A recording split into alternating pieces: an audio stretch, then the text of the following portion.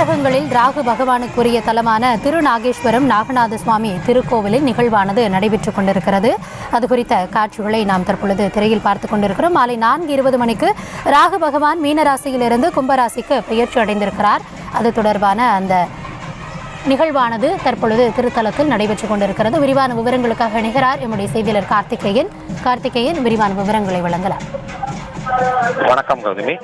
கும்பகோணம் அருகே உள்ள திருநாகேஸ்வரம் நாகநாத சுவாமி திருக்கோவில் ராகு தலமாக போற்றப்படுகிறது. இங்கு ராக பகவான் தனி சன்னதி கொண்டு, அதாவது தனது இரு மனைவியான நாகவல்லி நாகக்கண்ணியுடன் தனி சன்னதி கொண்டு பக்தர்களுக்கு அலுவலிக்கிறார். ராகு பகவான் ஒரு ராசியிலிருந்து மற்ற ராசிக்கு செல்ல 18 மாதங்கள் ஆகும்.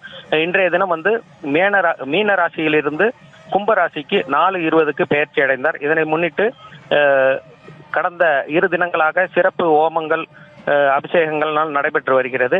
இன்றைய தினம் சிறப்பு ஹோமம் நடைபெற்று பூர்ணாகுதியை தொடர்ந்து கடம் புறப்பாடு செய்யப்பட்டு மூலவர் ராகு பகவானுக்கு பல்வேறு வாசனை திரவியங்களை கொண்டு அபிஷேகம் நடைபெற்றது. அதனைத் தொடர்ந்து கட அபிஷேகம் செய்து மகா தீபாராதனையானது நடைபெற்றது.